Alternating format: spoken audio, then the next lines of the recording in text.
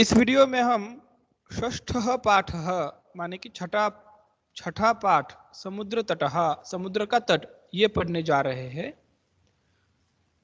एषः समुद्र तटः, यह समुद्र तट है। यहाँ पर एषः समुद्र तटः अस्ति, ऐसा हम अध्याहृत मानेंगे। अस्ति जो है अर्थ करने के लिए चाहिए, यहाँ पर जरूरी है, ठीक है ना। सो एषः समुद्र तटः अस्ति, यह समुद्र तट है। अत्र जनाः पर्यटनाय आगच्छन्ति। अत्र माने कि यहाँ, जनाः अर्थात लोग, पर्यटनाय पर्यटन के लिए, आगच्छन्ति माने कि आते हैं। केचन तरंगैः क्रीडन्ति, केचन कुछ एक, तरंगैः क्रीडन्ति माने कि लहरों से खेलते हैं। केचन च नौकाभिः जलविहारं कुर्वन्ति, और कुछ एक नौकाओं से माने कि नावों से जल विहार करते हैं, माने कि जल में घूमते हैं, पानी में घूमते हैं। जैसे कि आप देख सकते हो चित्र में, नावों से वो जल विहार कर रहे हैं। तेषु केचन कंदुकेन क्रीडन्ति, उनमें से कुछ एक जो है कंदुकेन, कंदुक का मतलब होता है गेंद, बॉल। कंदुकेन तृतीया विभक्ति है, तो गेंद से, बॉल से, क्रीडन्ति खेलते हैं। बालिकाः बालकाः च बालुकाभिः बालुकागृहं रचयन्ति।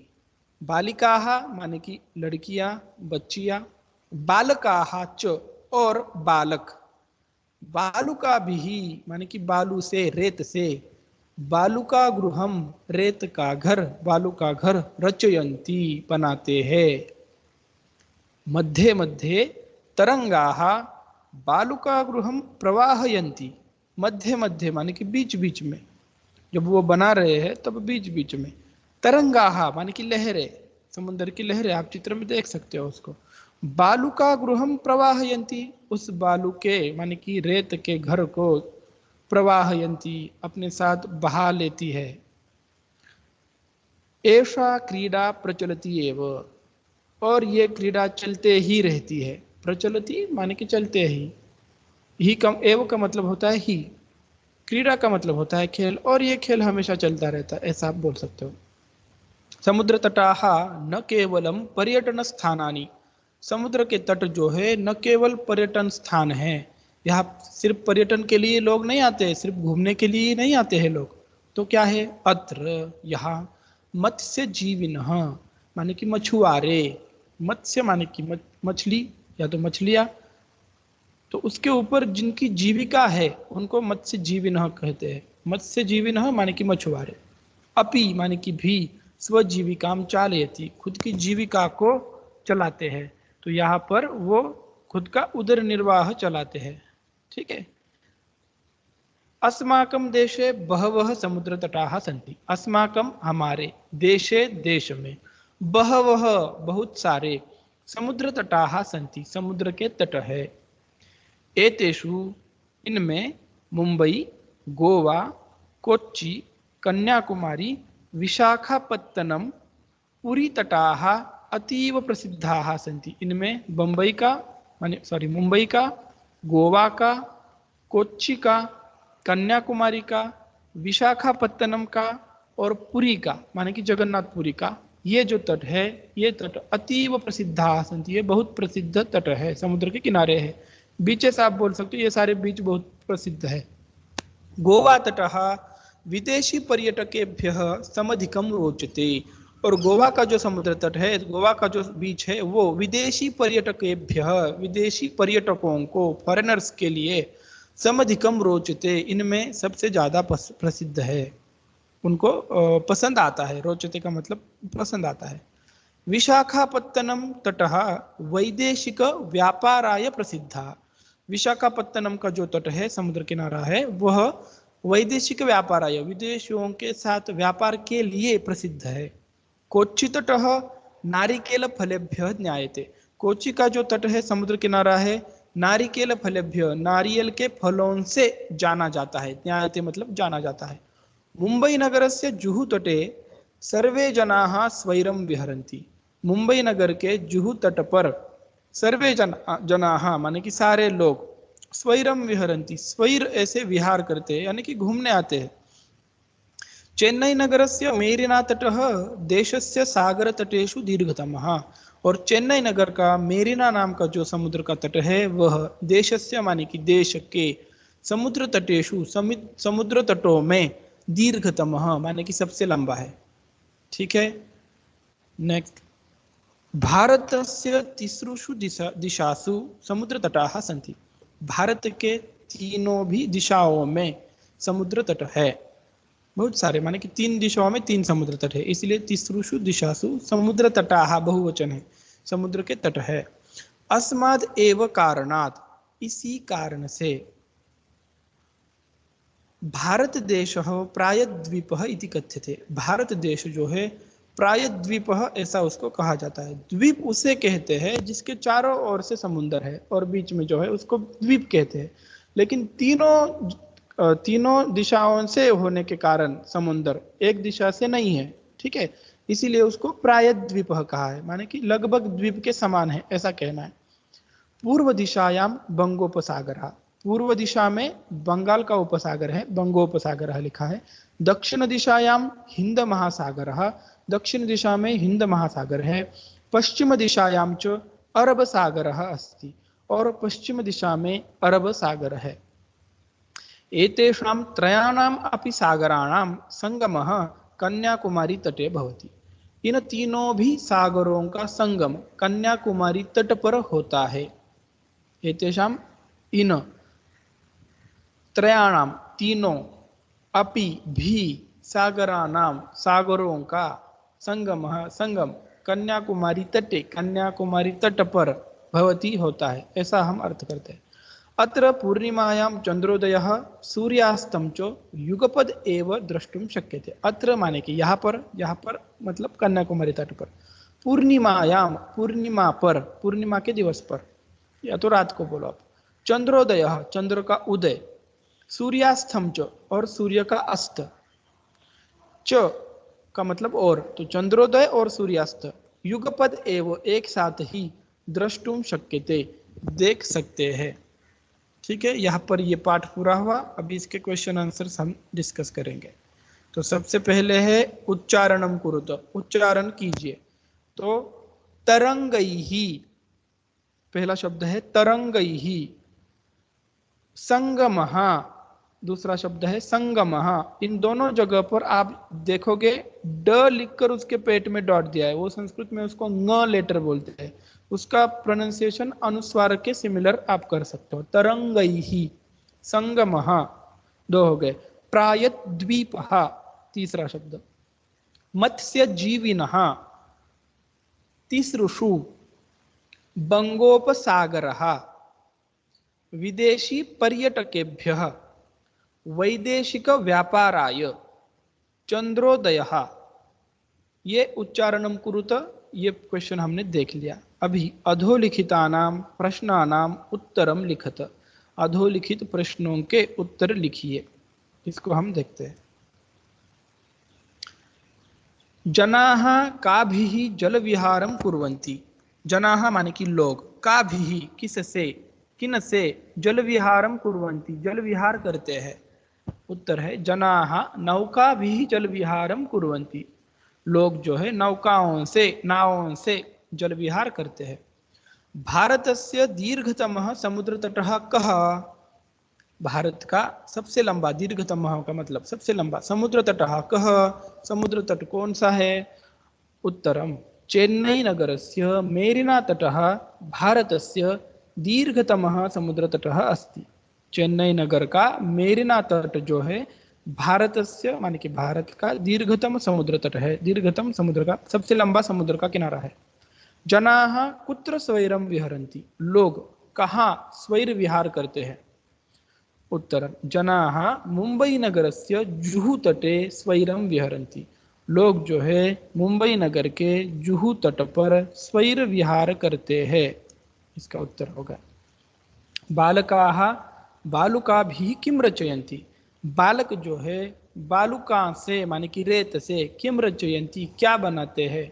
बालकाः बालुकाभिः बालुकागृहं रचयन्ति।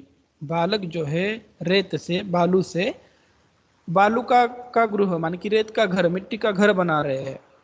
कोच्चि तटः केभ्यः ज्ञायते। कोच्चि का जो समुद्र तट है वो किन से जाना जाता है? केभ्यः ज्ञायते। कोच्चि तटः नारिकेल फलेभ्यः ज्ञायते। कोच्चि का जो तट है वो नारियल के फलों से जाना जाता है। नेक्स्ट क्वेश्चन नंबर 3 है, मंजुषातः पदानि चित्वा रिक्त स्थानानि पूरयत। मंजुषा कहते हैं एक्चुअली पेटी को, ठीक है ना, पेटी को मंजुषा शब्द संस्कृत में यूज करते हैं, लेकिन यहाँ पर जिस चौरस के बॉक्स में आपको क्वेश्चन दिए हैं उसके लिए मंजुषा शब्द का प्रयोग किया है। तो इस चौरस से पदानि चित्वा, पदों को चुनकर, रिक्त स्थानानि पूरयत, रिक्त स्थानों की पूर्ति कीजिए। देखिए क्वेश्चन को भी समझना उतना ही जरूरी है। आगे जाकर 10th में यदि आप जाओगे तो क्वेश्चन क्या है वो पता चलना चाहिए, ठीक है ना, पूरी तरीके से, इसलिए इसको भी समझाया है मैंने। कन्याकुमारी तटे त्रयाणाम सागराणाम डैश भवति। क्या होगा वहां पर? तो कन्याकुमारी तटे त्रयाणाम सागराणाम संगमः भवति, उन तीनों का संगम होता है। भारत देशः प्रायद्वीपः इति कथ्यते। भारत देश को प्रायद्वीपः ऐसा कहा जाता है। जनाः समुद्र तटम पर्यटनाय आगच्छन्ति। लोग समुद्र के किनारे पर पर्यटन के लिए आते हैं।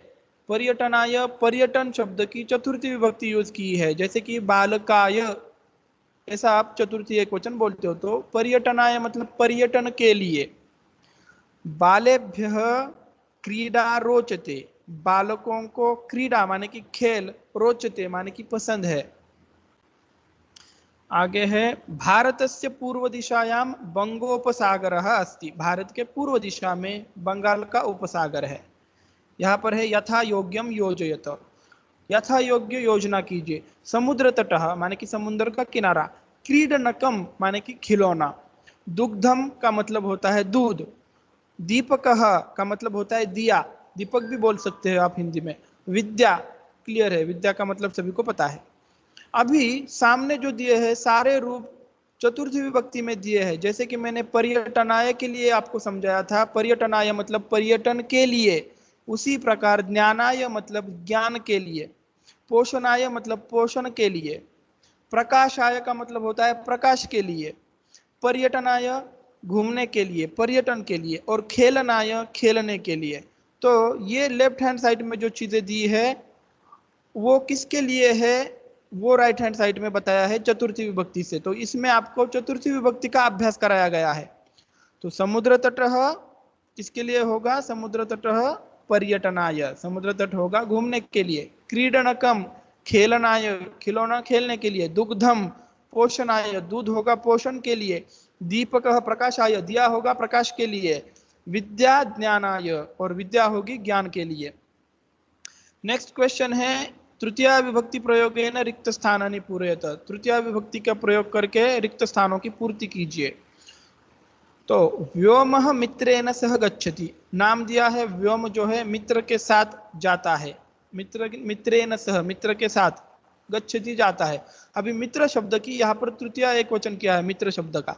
तो जैसे मित्र के साथ, सह के योग में माने कि सह शब्द से पहले जो शब्द आएगा, जिसके साथ आप बोल रहे हो कि किसके साथ जा रहा है या तो किसके साथ पढ़ रहा है, तो साथ से पहले जो शब्द आएगा उसकी तृतीया हम करते हैं संस्कृत में। तो बालकाः बालिकाभिः सह पठन्ति। बालकाः माने कि बालक, बालिकाओं के साथ कहना है, तो बालिका शब्द का हमने कर दिया तृतीया बहुवचन। ठीक है, तो बालकाः बहुत सारे बालक है, इसीलिए बालिकाभिः सह पठन्ति, बालिकाओं के साथ वो पढ़ रहे हैं। तडागः डैश विभाति। तडागः कमलेन विभाति। कमल से, तडाग माने कि सरोवर, शोभित होता है। तालाब, तालाब का मतलब तालाब या तो सरोवर। अहमपि कंदुकेन खेलामी, मैं भी कंदुक माने कि गेंद से, बॉल से, खेलामी खेलता हूँ। अश्वाः अश्वैः सह धावन्ति, घोड़े घोड़ों के साथ भाग रहे हैं। मृगाः मृगैः सह चरन्ति, हिरण जो है हिरणों के साथ चर रहे हैं, ठीक है। तो ये सारे जो है तृतीया विभक्ति। क्वेश्चन नंबर 4 में हमने देखा के लिए चतुर्थी विभक्ति यूज करेंगे, के साथ या तो जिससे, जिसके द्वारा हम करते हैं, यह है तृतीया विभक्ति। तो दो विभक्तियों का प्रयोग हमने देखा है। जब कारक प्रकरण के कारक प्रकरण का मैं वीडियो बनाऊंगा तब आपको प्रॉपर हर एक विभक्ति कहाँ पर यूज करनी है वो पता चलेगा। यहाँ पर कुछ एक मायनों में वो पता चल रहा है। आगे इस चीज के लिए मैंने दो स्क्रीन ओपन की है एक्चुअली, कि जो आप यहाँ पर देख सकते हो, अधोलिखितम वृत्त चित्रम पश्यत, नीचे दिया हुआ गोलाकार चित्र को देखिए, गोलाकार चित्र देखिए। उदाहरणानुसारेण, उदाहरण के अनुसार, कोष्ठक गतैहि शब्दैहि, कोष्ठक में दिए हुए शब्दों से उचित वाक्यानि रचयत, उचित वाक्यों का निर्माण कीजिए। तो उदाहरण दिया है रहीमः, आप बीच में देखेंगे करता है रहीमः, और आगे मित्र दिया है और सह दिया है। मैंने पहले ही बताया है सह के साथ हम तृतीया विभक्ति का प्रयोग करेंगे। मित्र के साथ, रहीमः मित्रेण सह क्रीडति, रहीम मित्र के साथ खेलता है, क्रीड धातु है, क्रीडति रूप है। उसी प्रकार आपको सेंटेंसेस बनाने हैं, तो सभी जगह पे कैसे कैसे बनाएंगे, तो तृतीया के द्वारा हम सेंटेंस बना रहे हैं। रहीमः द्विचक्रिका शब्द है जिसका मतलब होता है साइकिल, द्वि माने कि दो, चक्रिका माने कि पैर, चाक जिसके है ऐसी वो द्विचक्रिका, दो पहियों वाली, दुपाई भी बोल सकते हो। तो रहीमः द्विचक्रिकया आपनम गच्छति, रहीम गाड़ी से या तो साइकिल से क्या कर रहा है, आपनम माने कि दुकान, गच्छति जाता है। रहीमः कलमेन पत्रम लिखति, रहीम जो है कलम से, ठीक है, पेन से, पत्रम लिखति, पत्र लिखता है। रहीमः हस्तेन कंदुकम क्षिपति, रहीम हाथ से, कंदुक माने कि गेंद, बॉल, उसको फेंकता है, हाथ से बॉल फेंकता है। रहीमः नौकया जल विहारम करोति, नौका से, नाव से जल विहार करता है। तो नौका शब्द का भी हमने तृतीया यूज कर लिया। रहीमः चषकेन जलम पिबति, चषक का मतलब होता है गिलास, ग्लास, उसका हमने तृतीया एक वचन कर दिया। रहीम चषक से, ग्लास से, जलम पिबति जल पीता है। रहीमः तूलिकया चित्रम रचयति, रहीम तूलिका से चित्र बनाता है, माने कि ब्रश से, पेंटिंग ब्रश से। और एंड में है रहीमः वायुयानेन यह आगच्छत, रहीम जो है वायुयान माने कि एरोप्लेन से, यह माने कि कल, आगच्छत आया। सारे जो है वर्तमान काल के दिए हुए हैं, 1 से लेकर 7 तक के क्रियापद। क्रीडति माने कि खेलता है, गच्छति जाता है, लिखति लिखता है, क्षिपति फेंकता है, करोति करता है, पिबति पीता है, रचयति बनाता है, आगच्छत जो है आया, ये भूतकाल का प्रयोग किया हुआ है। क्वेश्चन नंबर 7 देखेंगे, कोष्ठकात उचित प्रयोगेन रिक्त स्थानानि पूरयत, कोष्ठक से लेकर उचित पद को लेकर रिक्त स्थानों की पूर्ति कीजिए। तो यहाँ पर है धनिकः निर्धनाय धनम ददाति, धनिक जो है निर्धन को धन देता है।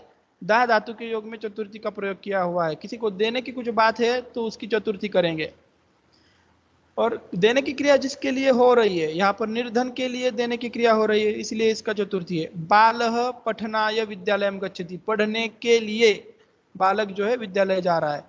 सज्जनाः परोपकाराय जीवन्ति, सज्जन जो है परोपकार के लिए, दूसरे के ऊपर उपकार करने के लिए जीते हैं। प्रधानाचार्य छात्रेभ्य पारितोषिकम यच्छति, प्रधानाचार्य माने कि प्रिंसिपल जो है छात्रेभ्य छात्रों को, छात्रों के लिए ऐसा आप कह सकते हो, पारितोषिकम यच्छति पारितोषिक देता है। और शिक्षकाय नमः, शिक्षक को नमस्कार। नमः के साथ हमेशा भी चतुर्थी विभक्ति आएगी। आप जैसे कि याद रखने के लिए कह सकते हो नमः शिवाय, ओम नमः शिवाय हम बोलते हैं। नमः के साथ शिवाय जो है शिव शब्द की चतुर्थी, जैसे शिक्षकाय है। गुरवे नमः, तस्मै श्री गुरवे नमः, आपको श्लोक याद होगा। तो नमः गुरु शब्द का चतुर्थी एक वचन गुरवे होता है। तो इतना याद रखो, नमः के साथ हमेशा चतुर्थी विभक्ति का प्रयोग करेंगे। तो यहाँ पर ही इस वीडियो को खत्म करते हैं, समाप्त करते हैं। धन्यवाद।